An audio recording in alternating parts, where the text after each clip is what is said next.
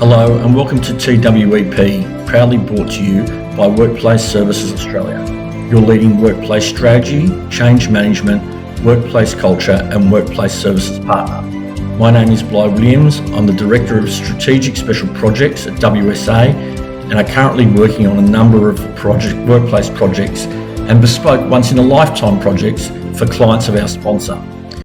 As 2023 is drawing to a close, let's have a chat this week around the topic on everyone's lips: working from home or working from the office.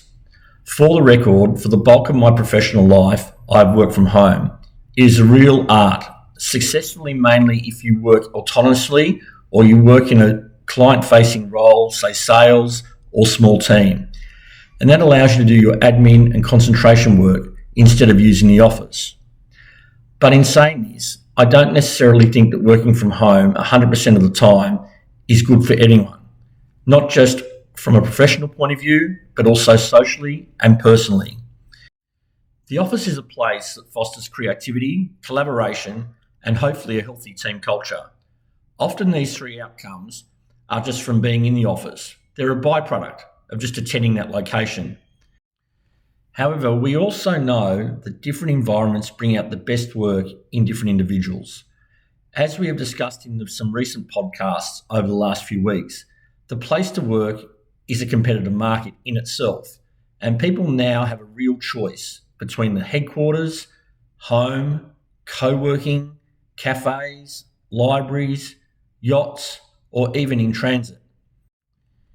It's up to employers to remind their people of the sensitivity that needs to be at front of mind when working in these public spaces and the risks of people overhearing telephone conversations or discussions when people meet face to face.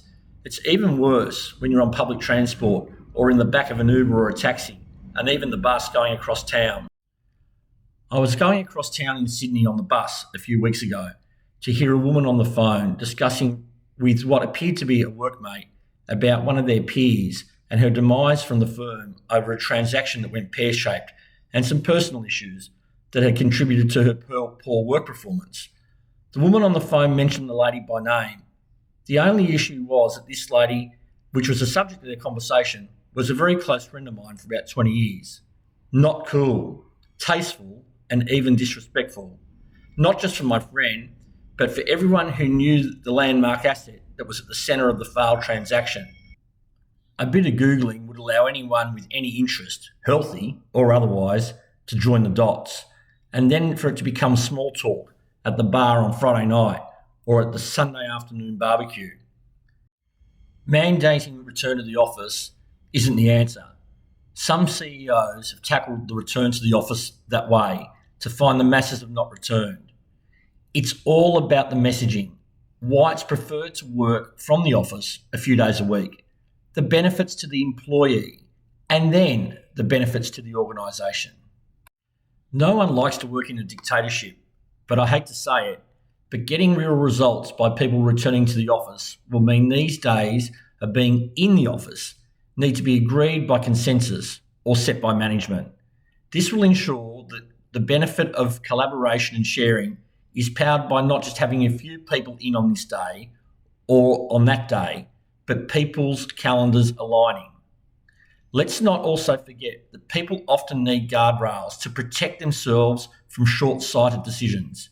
In times when cost of living is putting the screws into people's personal budgets, the thoughts of saving money on travel costs, travel time, childcare, or even direct costs can be seen to be attractive. But remember, out of sight.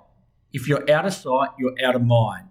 And when you're out of mind, these are the first people who get knocked over by the redundancy Grim Reaper. Don't think it can't happen to you. Beyond the Grim Reaper issue, I've written an extensive white paper about workplace and COVID-19 back in November of 2020, specifically talking about the impact of your career development when you work from home all the time. Do not underestimate the career glass ceiling when you do work from home 100% of the time. It affects men and women who are not actively seen to be at the office or participating as an active member of your team or in your organisation. it often means those opportunities for you to shine are also missed. Even when you're at your best, when you're on fire, your peers and management do notice, though you may not. This lifts your professional profile, even when you may not know it. Let's not forget there is a place for both working at the office and working from home. It's called a flexible working model. Flexible because you can work from a choice of locations. Let's also not forget that many people thrive on the interaction with other people. This workplace community is very important. The results show that the office significantly contributes to the developing and embedding of a robust workplace community. Remember when the Are You OK campaign started? Well, it's not just one day or 1 week a year. You might or you may know of people within your organisation that are struggling with returning to the office, integrating socially and communicating in person, face to face. This is a severe side effect of the pandemic. If you need a hand, talk to someone that you can trust. Don't be afraid to chat to someone in your team or a pre-pandemic lunch buddy, coffee friend, or drinks mate. You do not need to struggle through this return to the office by yourself, because there are other people, probably closer to you than you know, that are having the same issues. If you know someone who you think is struggling to return to the office, see what you can do for them, but get them to set the parameters. Provide as much support as you can. For some people, this is a huge challenge.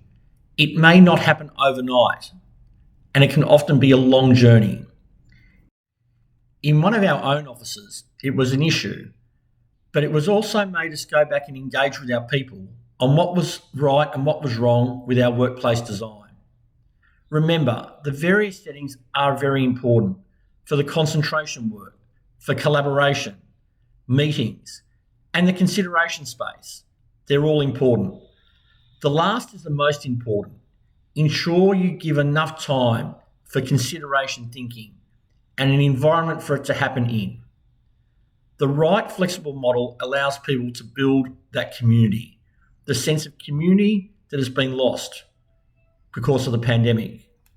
Researchers revealed this year that men are more likely to return to the office more days a week or even full time, as their social circles tend to be more limited than their female counterparts. So remember, if the discussion starts at work on return to the office, keep an open mind and think about what is best not only for you, but for your team that you work with and the wider organisation.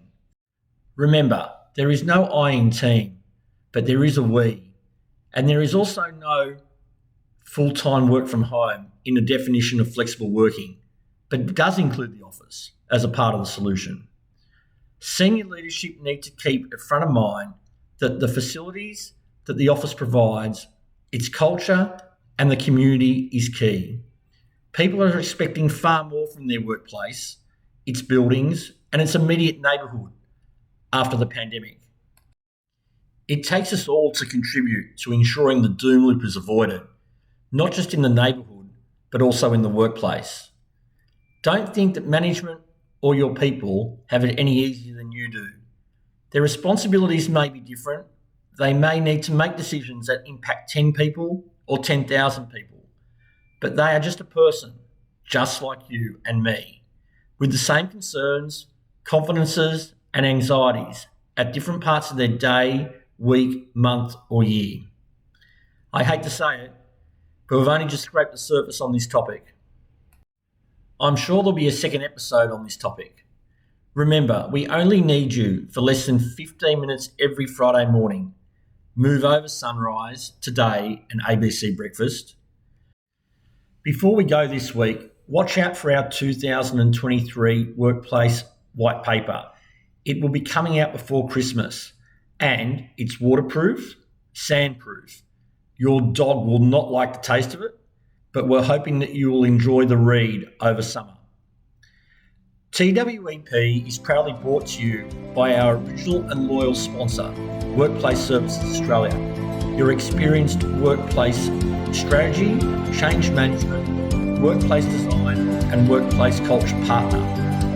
Check them out at www.wsagroup.au. Thank you for joining us for episode 17. Please see the attached show notes and leave us your feedback or subscribe. The way it is today, Friday the 24th of November 2023.